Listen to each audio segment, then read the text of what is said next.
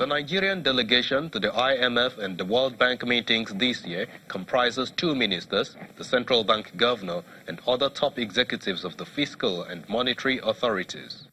One of the focal points of the meetings was the concerns around Nigeria's debt financing and the need to up the ante in the area of domestic revenue mobilization, which the fiscal and monetary executives explain as receiving attention.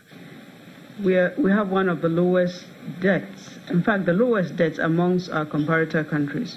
So what we have is a revenue problem, and we need to work to increase our revenues to ease our debt service obligations.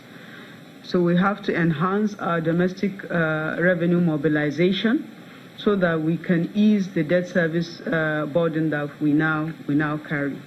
We have a lot of headroom to borrow, but we're not rushing to borrow more, because we have to consider the current debt service that we carry.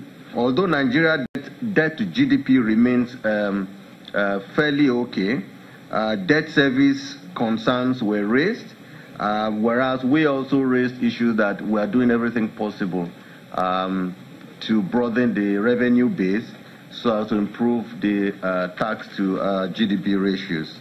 General advice also centered on building fiscal and structural reforms that will help to enhance growth in our economies.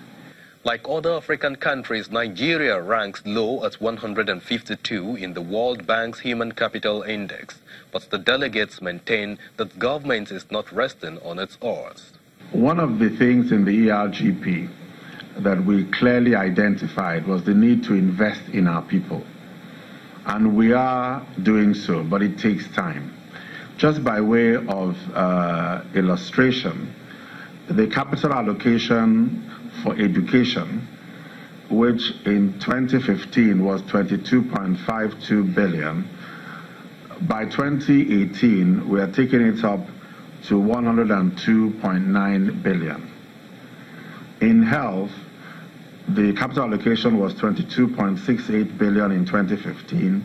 By 2018, we are taking up the capital allocation to 86.49 billion. Nigeria's public debt stock stood at 22.7 trillion naira as of the first quarter of 2018. With plans to raise another $2.8 billion in Eurobond before year-end, the high-level delegation confirms that the privatization of more public enterprises are on the way to shore up revenues. From Bali, Indonesia, Tempula Shaju, Channels Television News.